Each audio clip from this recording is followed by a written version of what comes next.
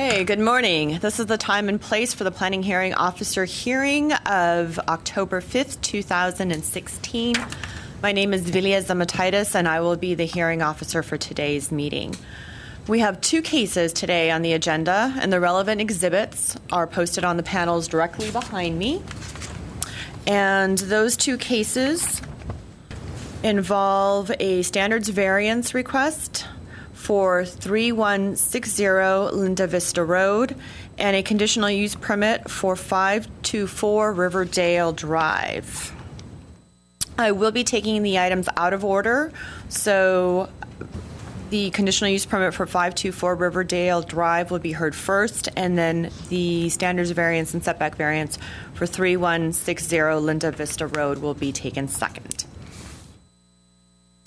In regards to the findings, now, if the evidence presented in the application and at the hearing meets the criteria described in the findings for a case, the planning hearing officer, me, can either approve or impose conditions for approval on the case in question. If the findings of facts are not evident, then the request has to be denied.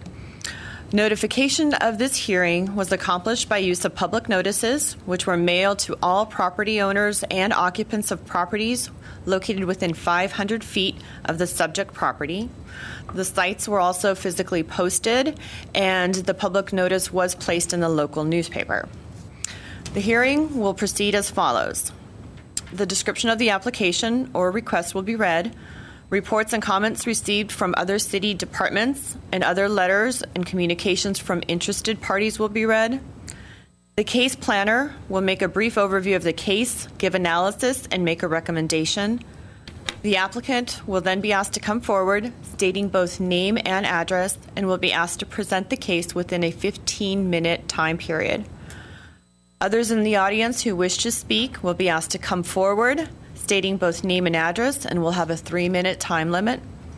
The applicant will then be given the opportunity to make closing arguments, if desired, and in response to testimony given by preceding speakers, and this would be within a 5-minute time limit. And the hearing will then be closed and the case taken under submission, or a decision may be rendered.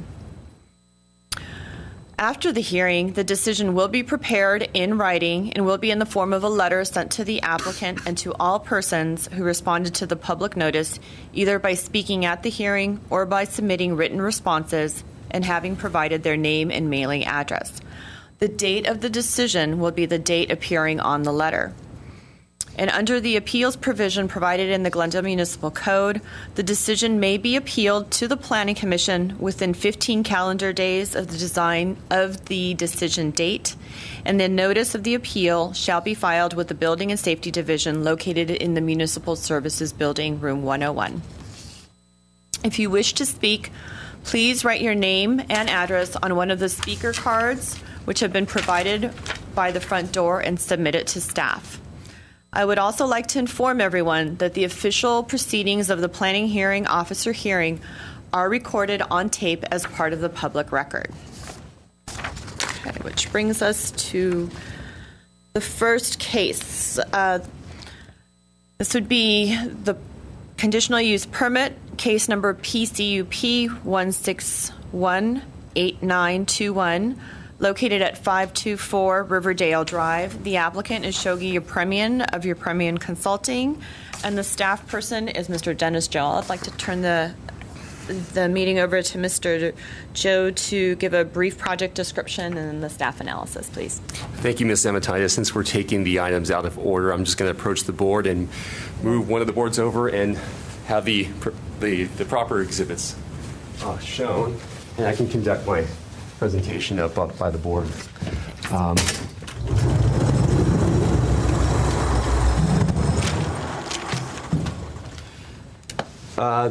This conditional use permit application is to propose an operation of a tow service yard and a towing service and impound yard on a lot approximately 20,400 square feet. The zoning of this property is IMUR, which is Industrial Mixed-Use Residential Mixed-Use Zone. The general plan for this property is mixed use. The site, once again, is about approximately 20,400 square feet. It's on Riverdale Drive, which is bound by San Fernando Road and Pacific Avenue. It's currently developed with a 2-story industrial warehouse. It's approximately 12,768 square feet.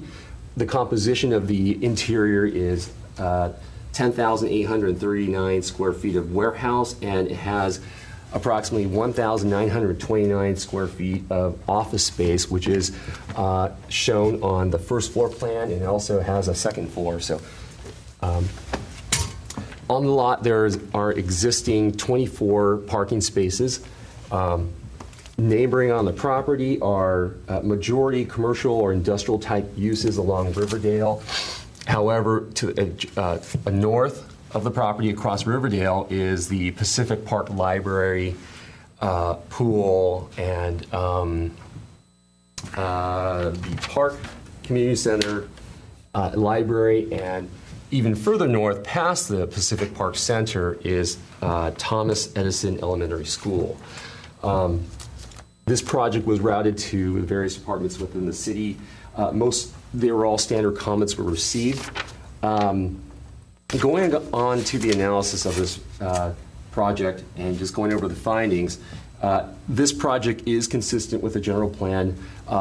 By the land use element, this property is located in Industrial Area 4, which is the largest industrial district within the city and is characterized by old and new industrial structures. And also it's in Industrial Park Development E, which is adjacent to the 5 freeway, the Golden State Freeway, which accommodates for industrial truck movements to and from the industrial area. As a result, the subject area is ideal for an industrial use, such as the towing and storing of impounded vehicles. By the circulation element of the general plan, like what I said before, it is bound by the San Fernando Road and Pacific Avenue. They are a major arterial and a minor arterial road by the circulation element, and the design of these streets are to handle the heavier traffic volumes and distribute the traffic that goes through these to the freeways, collector streets, and business centers throughout the city. Because of the proximity of the minor and the major arterial streets, it's more than likely if the use of the traffic for this proposed use, it would be on these minor and major arterials, and likely be avoided from the surrounding neighborhoods, which there are some residences about approximately 150 feet east along Pacific Avenue. For the most part, Riverdale is an industrial area. As you go across Pacific, then it becomes more of a residential area.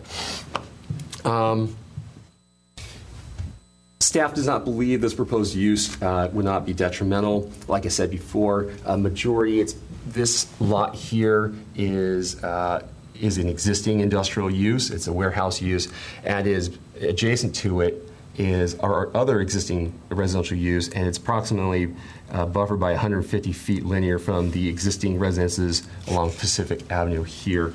The industrial use in the building has existed for the past 27 years. There are no incidents of any records of any impacts to the neighborhood for a warehousing type of use on the property.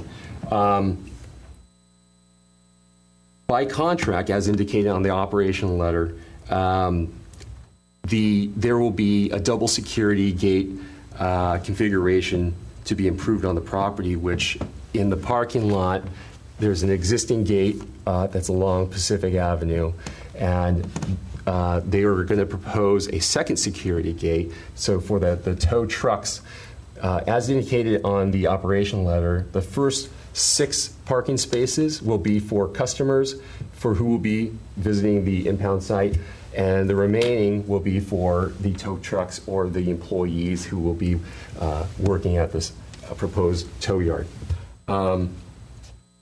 The impound capacity of the storage location within the building, which they're proposing, all impound will be within the warehouse, is at a maximum of 80. They will have approximately 7 tow trucks within the warehouse and the office. At any given time on a rotational basis, there's going to be 2 employees. Of the tow trucks, of the 7, there are going to be 3 drivers at one time. So at any given time, there'll be 3, but in total, we'll have 7 drivers. There are no expansions or modifications proposed other than in the parking lot with this proposal. So as a result, staff feels there's adequate public and private facilities. Once again, there's 24 existing parking spaces on site. By code for a towing service impound yard, they're required to have 2.7 parking spaces for every 1,000 square feet of office area. As I began in the beginning of our presentation, there's approximately 1,900, or a little bit under 2,000 square feet of office. So in total, they're only required 5 parking spaces, and they have 21 existing right now. And as I mentioned before, it mentioned in the operation letter that there is going to be a double security gate. If they were to improve this property here with a double security gate, staff estimates the second layer of the gate would probably eliminate maybe 2 to 3 parking spaces. Even if they were to reduce the 24 parking spaces, they're going to end up with 21, which is adequate for the code requirement 5. So they're going to have plenty amount of parking. Existing on the property, there's an 8-foot landscape area, which is adjacent to the right-of-way, and it buffers the existing parking area. There are 2 protected trees. There are 2 mature trees that buffer the area as the public right-of-way interfaces with the parking lot, and there are existing landscapings on the perimeter of the parking lot. This pretty much wraps up staff's presentation. If you have any questions for me, I'd be more than happy to answer. And overall, staff recommends approval with the suggested conditions that were provided to you. Great, thank you very much. Okay, I would like to call up the applicant, Ms. Shogi Yepremian.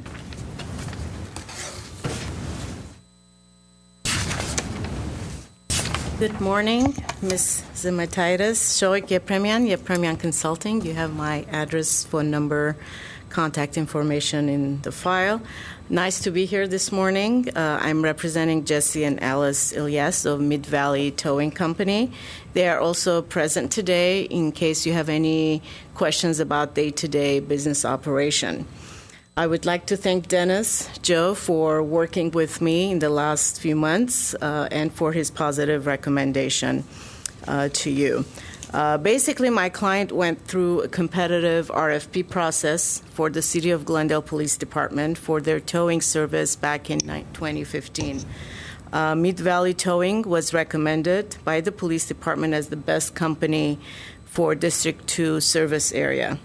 In April of this year, 2016, the City Council unanimously approved the police department recommendation and awarded them a contract to provide the city's towing service. One of the conditions of that contract for the towing service or Mid-Valley Towing to be located within half a mile of the City of Glendale boundaries. So they had to basically be in Glendale or within half a mile of the city boundary. My client spent time searching for the right property. The zoning code, as you know, does not allow towing services or impound yards in commercial zones, but allows it in industrial and mixed-use zoning such as IMU, IMUR, and SFMU, with approval of a conditional use permit. So their area for searching for the right property was limited. After considering few potential properties, they chose 524 Riverdale as the best option.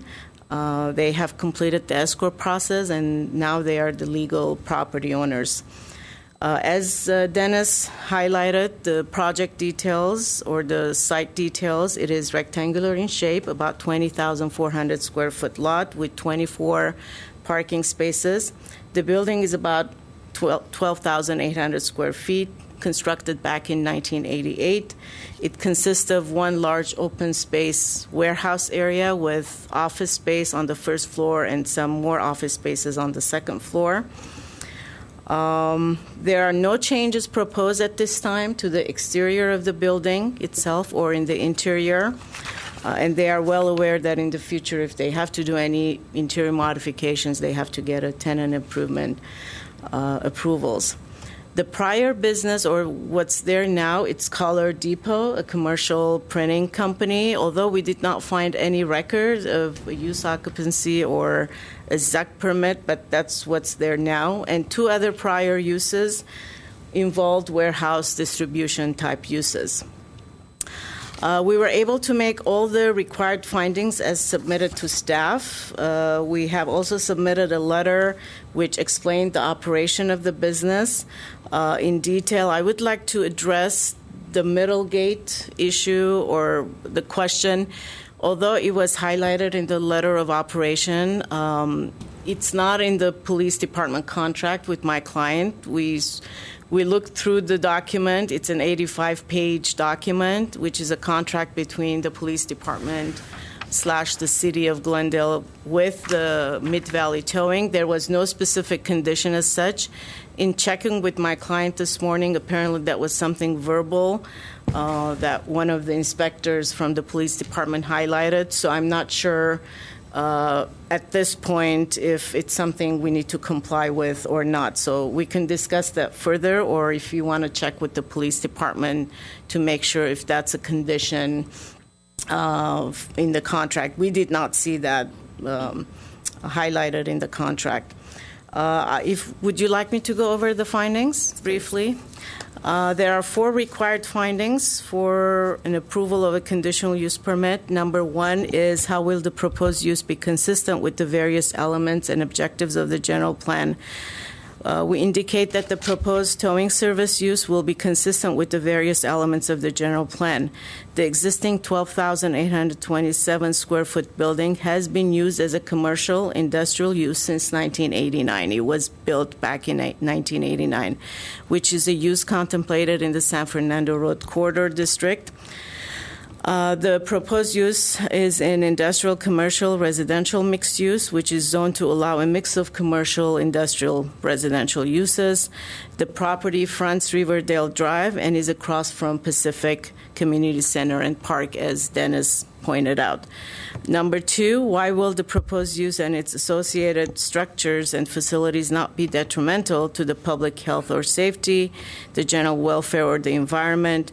The proposed use and its associated structures would not be detrimental to the public health or safety, the general welfare, or the environment. The existing site and the building has been used as an industrial commercial use since its construction, which meets the intent and requirement of the zoning ordinance, have not been proven to be detrimental to the public health or safety since prior businesses as such existed.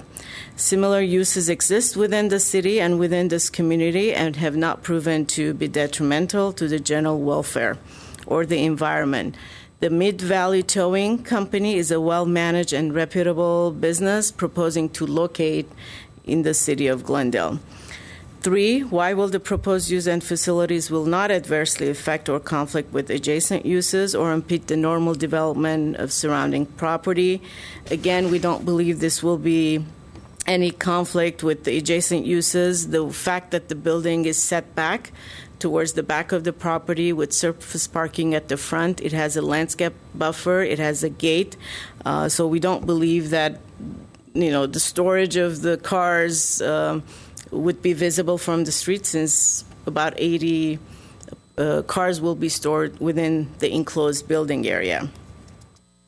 And finally, D, explain how adequate public and private facilities such as utilities, landscaping, parking spaces, and traffic circulation measures are or will be provided for the proposed use. Again, this is an existing building, an existing development. There are no changes proposed to the building or to the parking lot, and we do believe the fact that the proposed business is located within an industrial commercial zone, there will not be any impact to the neighborhood.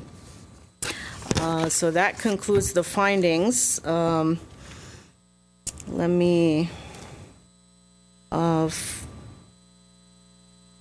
For your record, I have asked my client to also discuss the proposed project with the immediate neighbors, the two neighbors adjacent and the neighbor to the back. They have contacted them, and we have one signature to support the proposed business and the conditional use permit. The other two tenants wanted to check with their legal department, so we have not received anything from them. But the fact that your record does not show any opposition, communication, so we're assuming the neighbors are fine. I would like to submit that for the record. Thank you.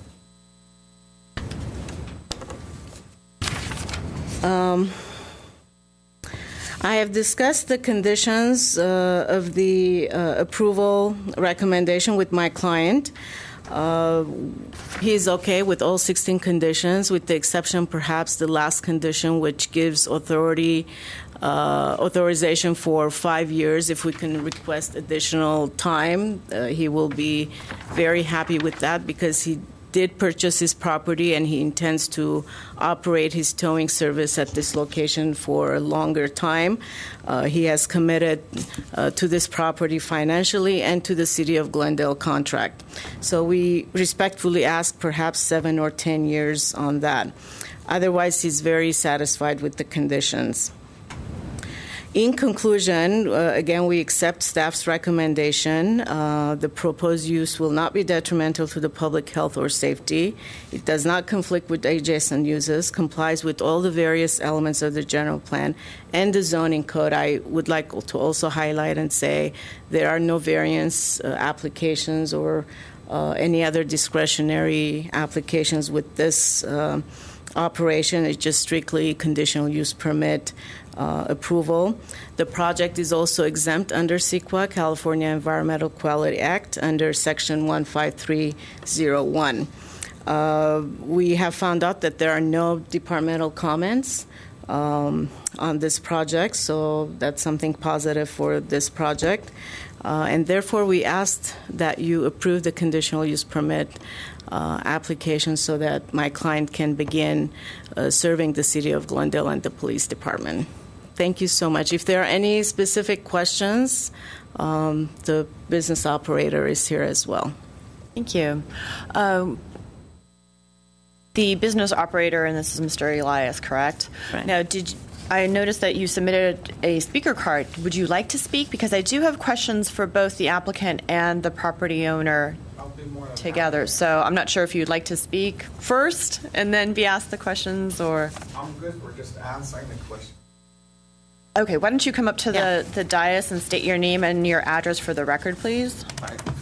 My name is Jesse Elias. I'm at 7310 Atoll Avenue, North Hollywood, and the zip code is 91605.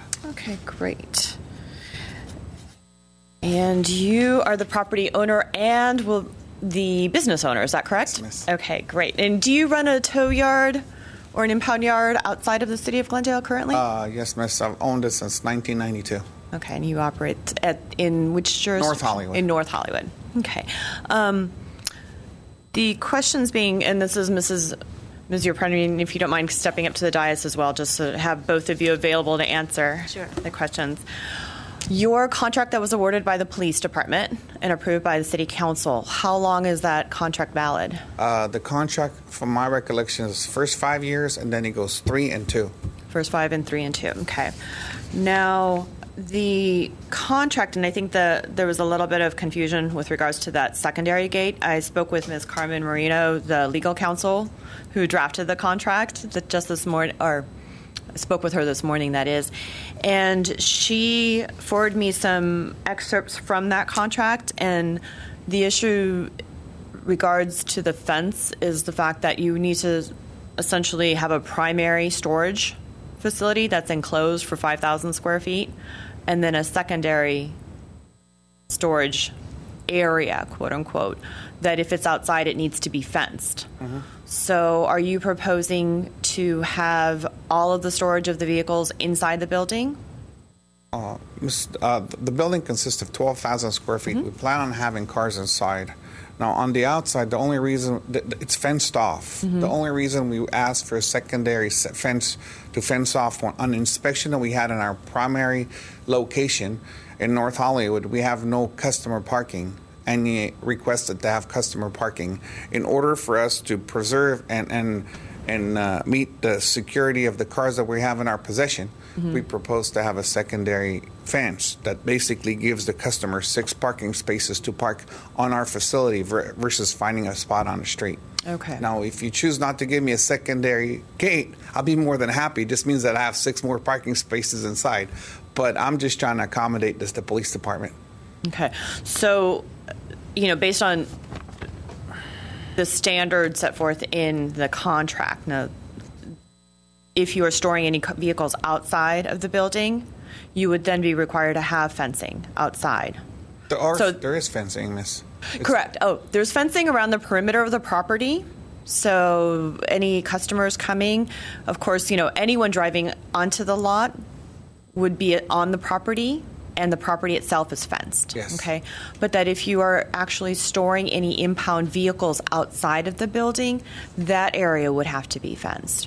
So if you would need to provide a secondary fencing in the parking lot, if you're storing the impound vehicles outside of the building. And I guess my question to you being is that do you intend to have any storage of the impound vehicles outside of the building? Because if you don't, then there's no reason for you to have any secondary fencing in the parking lot. I don't know, Miss. You don't know? I haven't towed for the. I hope I do, because it means that I have more cars, and that means more money for us. But at this point, we're just going on an assumption, and I would say yes, but I don't know. Okay. Honestly, I don't want to lie to you and tell you no, and it turns out yes, but I hope it will turn out that way, because that means there's more money. And that's fine. And I believe Monsieur Premian. Let me answer that. I believe in that letter they indicate that all of the cars will be stored within the building. So it's all inside the building, approximately 80 vehicles. So the outside vehicles are for employees who come in and pick up their tow trucks. So they're not impounded vehicles. All the vehicles that are impounded are inside of the building. So that's what I understood from him. I intend to have it all inside if I can help it. Okay. Is there an intention to separate the the tow trucks from the personal vehicles from the customers? You mean with a fence, customers coming to pick up cars? Correct. No, that's a requirement that basically was a verbal question, and I was trying to accommodate the police department. But if you insist on saying no, then the customers will have to park on the street. No. You do need to provide parking for the customers on the property. So that is something that is required by our zoning code. Okay. There's just a distinction is if you plan on putting up a secondary fencing within the parking lot. Yes. It looks like from your site plan, from your parking plan, you will need to eliminate parking in order to put up that fencing, because there is no ability to have that fencing without the elimination of certain parking spaces. I'm sorry. It's okay. Okay, so it's just I'm trying to get clarification, because if you intend to put up a secondary fencing, which consequently will require you to eliminate 1 or 2 parking spaces, you're still overparked, and that is fine. Right. But we would just want to make sure that if you're providing fencing, that the fencing be compatible and complementary to the existing fencing, and then also the fact that you are directly across from Edison Pacific Park, so that it be aesthetically pleasing. So we don't want it to become an industrial-looking. We'd like to have it maintained to what it is right now, which right now it's a very nice-looking industrial building that has great mature landscaping that screens it from the park across the street, and we would want to see that continued. For now, the intention is to store all the vehicles inside of the building, with the exception of maybe employee parking or the drivers who come in, park, and pick up the tow trucks and leave. But in the future, we're not sure. I think they need to comply with the contract and with the agreement. But at this point, there's no intention to park impounded cars on the surface parking lot. It all should be inside for security reasons. And if also you look at my property in North Hollywood, we're the only one on the street that actually have maintained vegetation. We're all about the green. I hate to see concrete. So I understand where you're coming from. I'm in the same boat. I want to see kind of green. It just kind of makes my heart happy. And I'm not intending to have it by all means industrial like you think. It won't even look like a toy yard.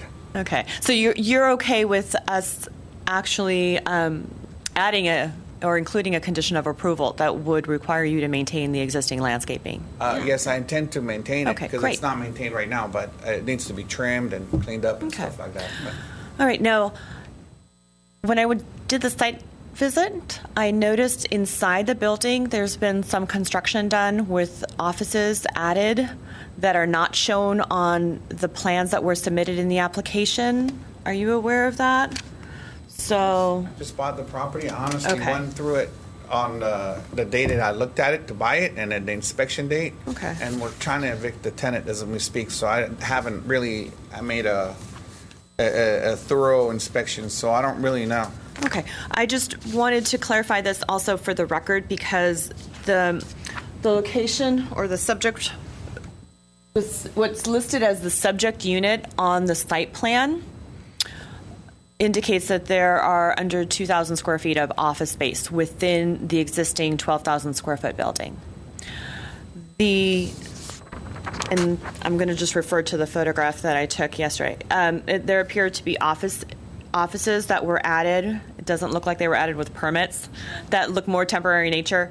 You do intend to remove those offices because they take up, first of all, storage area for the cars inside the building, and second of all, that would essentially be an expansion of office area within the use, which I would not be consistent with what is shown on the submitted plan. The prior tenant, because when I was looking through the city permit records, there were no tenant improvements. So at this point, I even questioned when I was looking at the prior uses, there was no occupancy permit for Color Depot either, and I just informed him. So I don't think they're there legally, and they probably have done some illegal work, and it should be corrected back to whatever the original building looked like. So it would just be essentially consistent with the submitted plans showing that's what it was approved by the city back in 1989, and that's what we based our plans on that approval. So if they want to do anything further, they know that they have to come back for tenant improvement. But at this point, they don't plan on doing anything. So I'm assuming the fact that we did not see any record of use and occupancy or ZEC approval by Color Depot, I don't think they're even there legally. But again, that's what the file record showed. So anything they did was probably not approved. Okay, great. Thank you for that clarification as well. I have no other further questions for you. I do see speaker cards. Two other speaker cards. I'm not sure if you would like to come up to the dais to give your comments. This would be from Alice Elias and Susan Grossman. I think we're here more to answer questions. To answer questions? Okay, great. Thank you so much for coming then. Thank you so much. I have no other further questions. With that said, I will take this case under submission and render a decision for you shortly. So thank you very much for coming.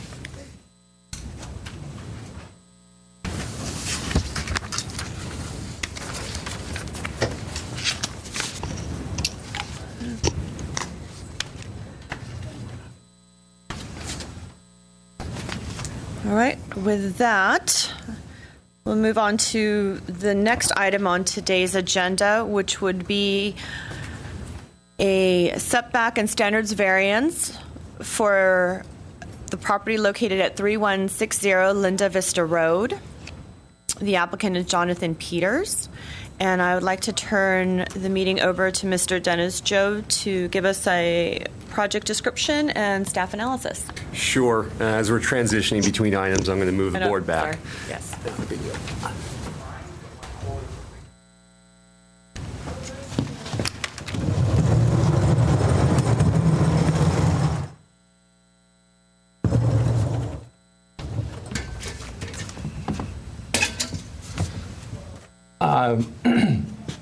Thank you, Ms. Zematitis. This application before you is a variance. Once again, it proposes to construct a new single-family home, approximately 2,600 square feet. It's going to be two-story in size. It's going to be two-story, and it's going to have an attached 411 two-car garage. The applicant requests for two waivers. The first one is the interior setback along the south interior property line, which is this along the vacated street of Cornwall Drive. The minimum required by code is 10. They're proposing 6. And the second waiver is going to be the maintaining the existing asphalt driveway that takes access from Linda Vista Road here. The existing slope of this driveway here is 21.3. By code, the maximum for a new driveway is 20%. A proposed mitigating negative declaration as part of as a result of an initial study was prepared. It has mitigation measures in regards to the biological resources that's noted on the site, which I'll get further into detail in my presentation. It's for the protected indigenous trees, and also analysis in regards to the blue line stream that meanders through the center of the lot, but I will further go into that. The general plan of this property is low density residential. The zoning as depicted on the zoning map, the property is R1R. It's surrounded entirely by other R1R zone properties and surrounded by other single-family homes that are developed, with the one exception, which is the property to the south, which is vacant, and there are plans or entitlements to propose a single-family home on that property as well, but it's currently vacant as of today. Description of the lot, it's approximately 13,504 square feet, and it's irregular in shape. It has a concave topography, which from Linda Vista Road, it slopes downwards, and as it approaches the south, it comes back up, so it has that concave topography. On the site was previously a single-family home that sustained major damage by a fire in 2011. As a result, it was demolished. On the site currently are remnants of that single-family home, which is of a stone chimney, a concrete building pad, an existing landscape retaining wall, which is on the south, and the existing asphalt driveway, which they're proposing to maintain, and an existing wood bridge that provides vehicular access over the blue line stream that goes right through the middle of the property. There are 11 protected trees, which 9 are coast live oaks, 2 are California sycamores, and also there's a blue line stream. Neither of the protected trees are proposed to be removed. As part of the initial study and this application, an indigenous tree report was prepared, and the arborist had suggested construction methods to mitigate impacts to these protected species as a result of the proposed plans. Also, a biological report evaluating and assessing the quality of the blue line stream determined that the habitat quality along the blue line stream is considerably low, was also prepared and evaluated as part of the initial study. Moving on to staff analysis, as far as the findings for the variances. Before I go into that, all the departments had commented on there. Most of them were standard. However, supporting comments with the listed conditions were prepared by the urban forester, which is presented before you.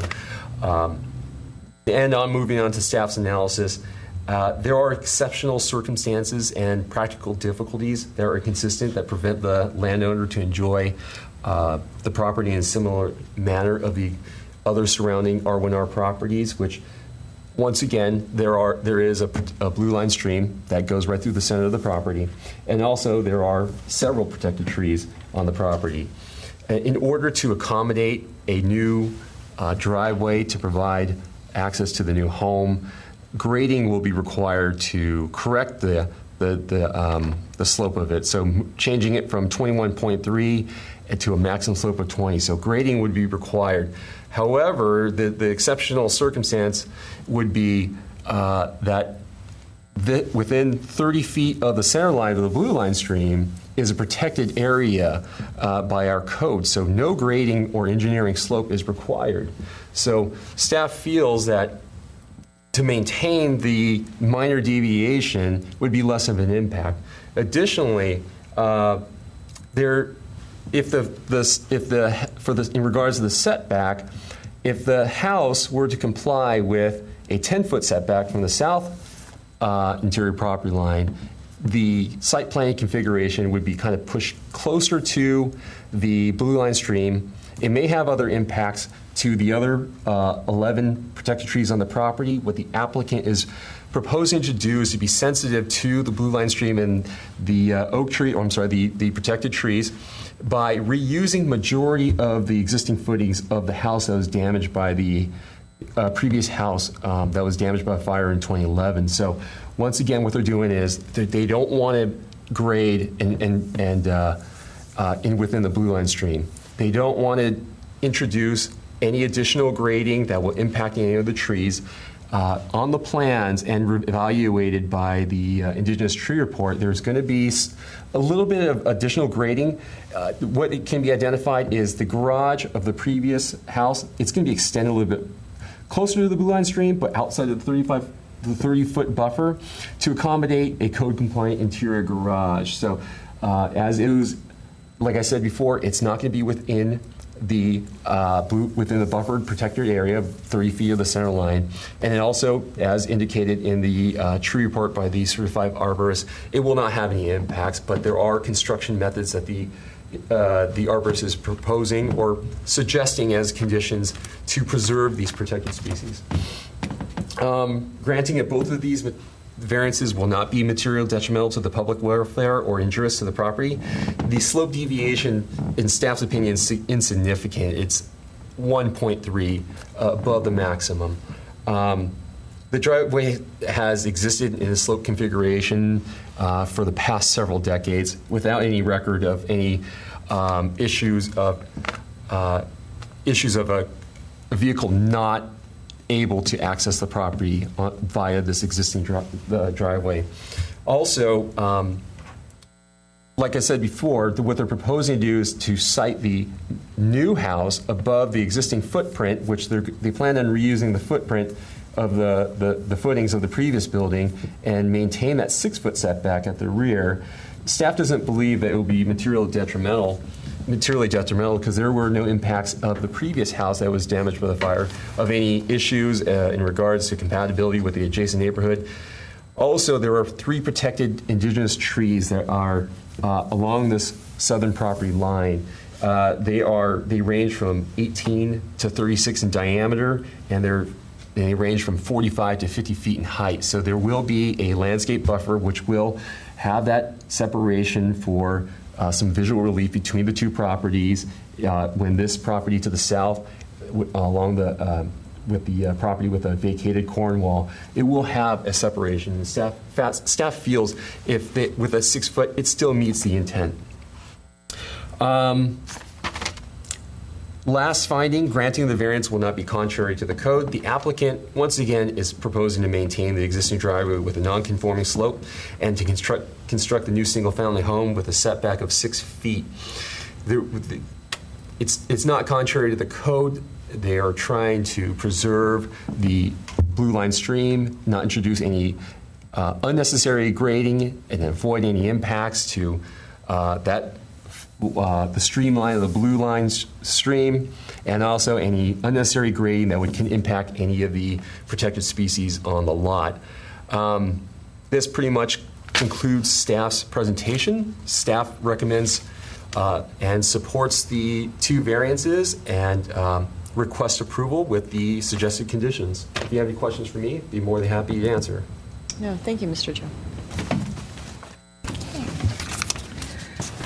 I have 2 speaker cards. One is from Jonathan Peters, the applicant, and another speaker card from the 2 property owners, the Camores. Who would like to go first? I will go first. Jonathan. Please come to the dais, state your name and address for the record. Good morning. My name is Jonathan Peters. My address is 6014 Flambeau Road in Rancho Palos Verdes, California. I'm the architect of record on this project. My clients are my old friends, the Comoris, Nicholas and Jessica.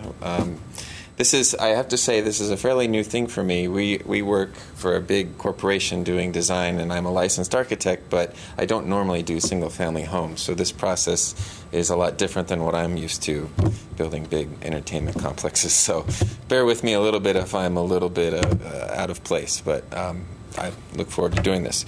As Dennis stated, the project we're proposing is a single-family home on a 13,000 more or less square foot lot in the Chevy Chase area of Glendale. The Comoris chose the site because it's just beautiful. There's wonderful natural vegetation, oak trees. There's a beautiful stream that flows through the property. So as soon as they saw it, they fell in love with it, and they knew they had to buy it, and this is where they wanted to build their dream home. Certainly, as you can see, there's a lot of challenges with this site, a lot of constraints.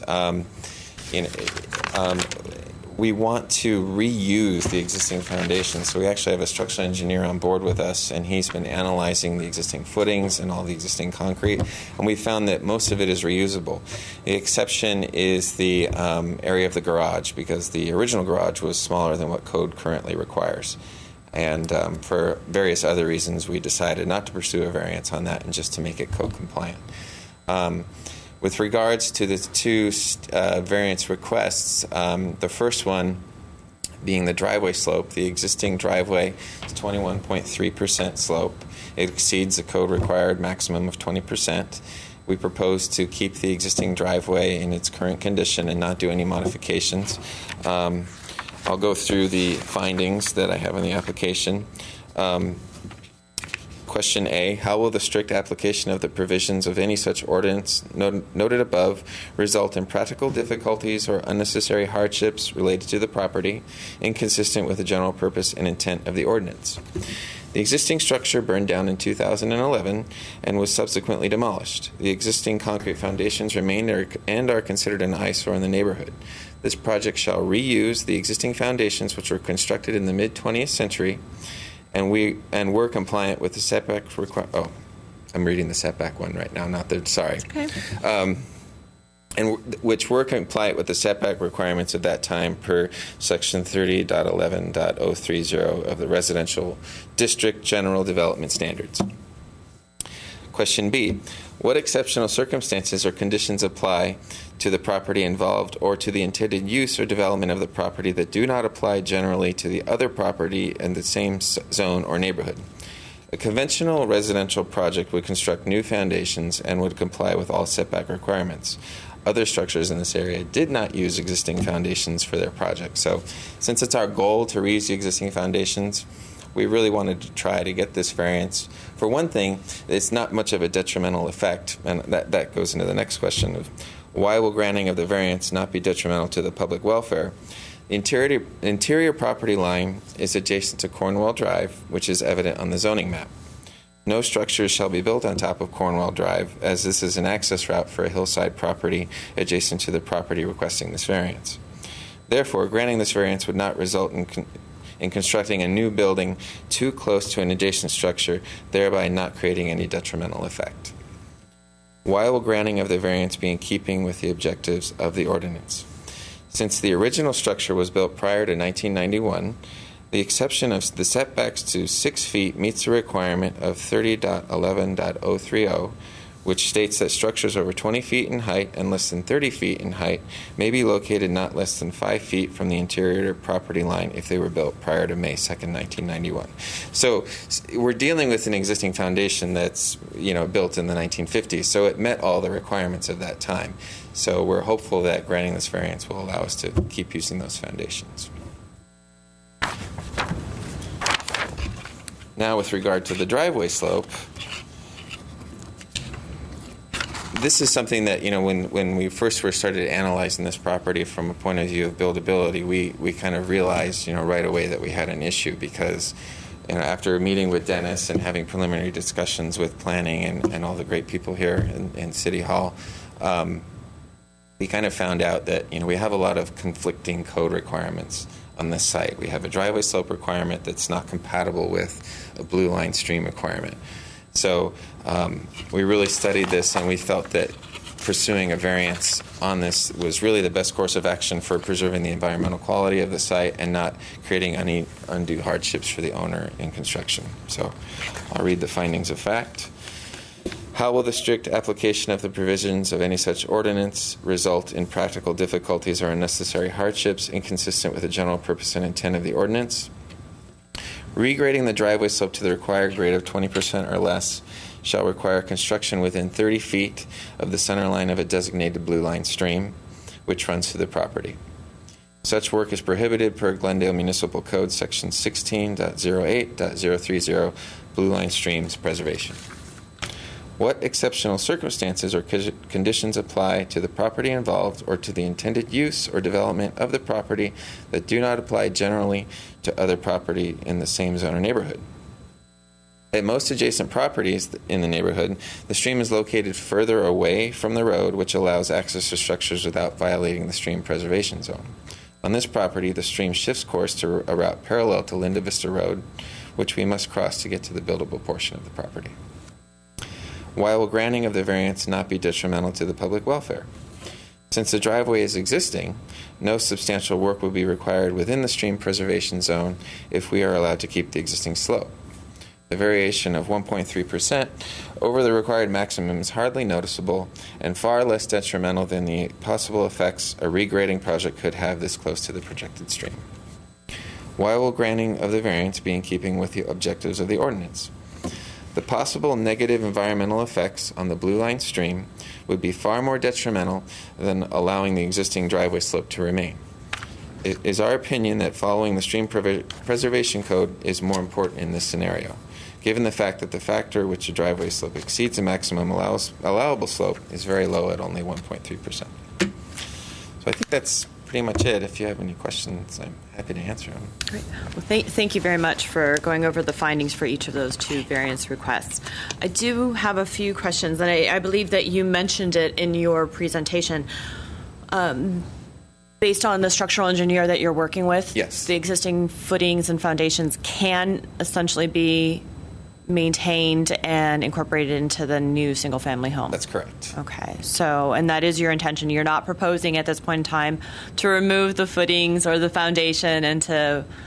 No, only where we have to expand the garage to meet the current code requirements. That's the only place where we may modify the existing foundations, but everywhere else on the site, we're going to reuse the existing foundations. And then there's also an existing retaining wall along the south or the rear property line. Yes, there That is. retaining wall also will be maintained? Yes, it will. Okay.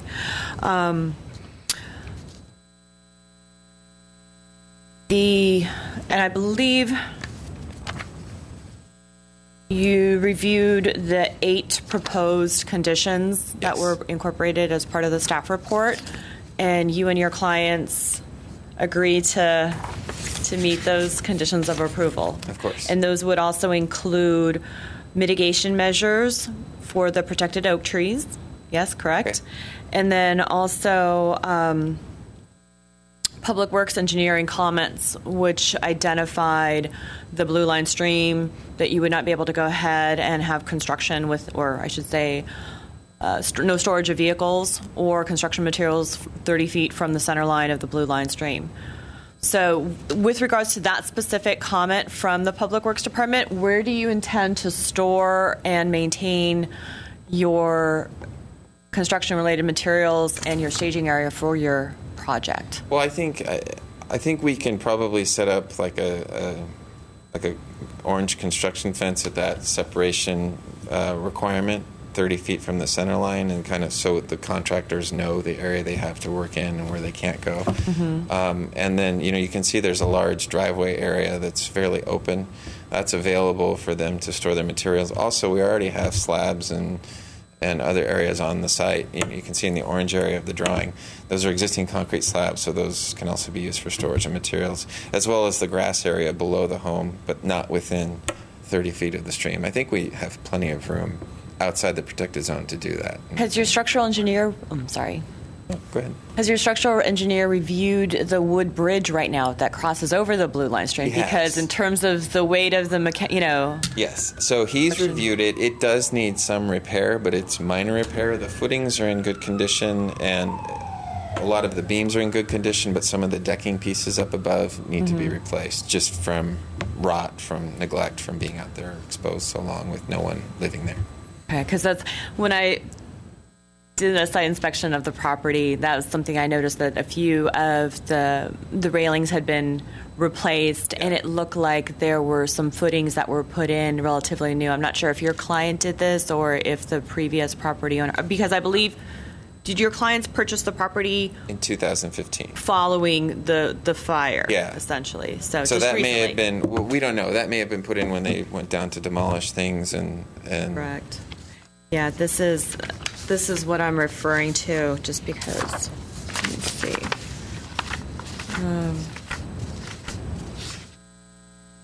There you go. I don't know. Not sure if you want to take this in.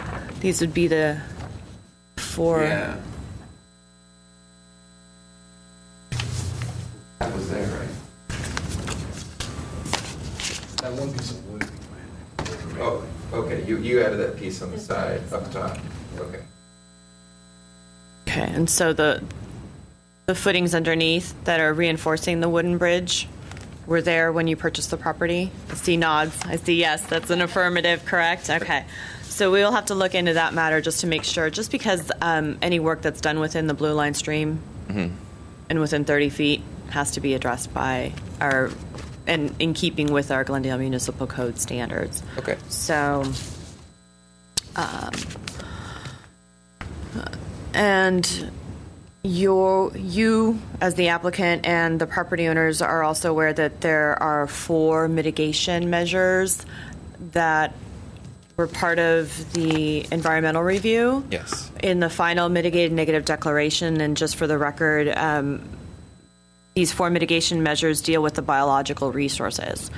And the first one being that the applicant shall contact the California Department of Fish and Wildlife to determine if a stream alteration agreement is necessary, and that no construction activity shall take place prior to contacting the California Department of Fish and Wildlife. The second would be that the applicant shall not store or stage any construction equipment and or building material within 30 feet of the center line of the Blue Line Stream. The third being that the applicant shall comply with all applicable indigenous tree protection measures included in the Public Works Urban Foresters interdepartmental communication comments, and this is dated July 15th of this year.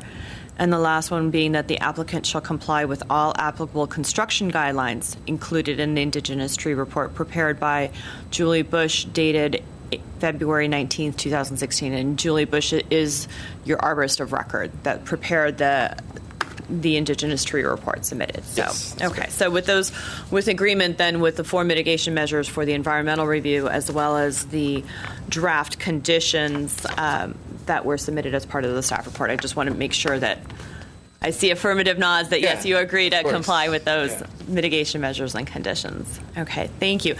Those are all the comments that I have for you, Mr. Peters, as the applicant. Would the property owners like to come in or come up, that is, and state your name and your address for the record? Good morning. I'm Jessica Camore. We're at 125 North Raymond Avenue, currently in Pasadena, California. Nicholas Camore. Thank you. Just something quick, but my wife and I purchased this property almost exactly 1 year ago. The trees, beautiful stream, and natural setting are what we fell in love with, as Jonathan pointed out.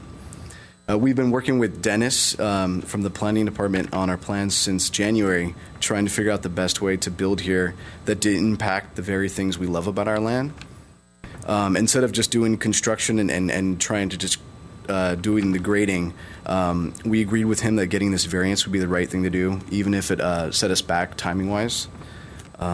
This property also means a lot to our neighbors in the neighborhood, and so we wanted to keep our design within the original footprint and aesthetic of the original house.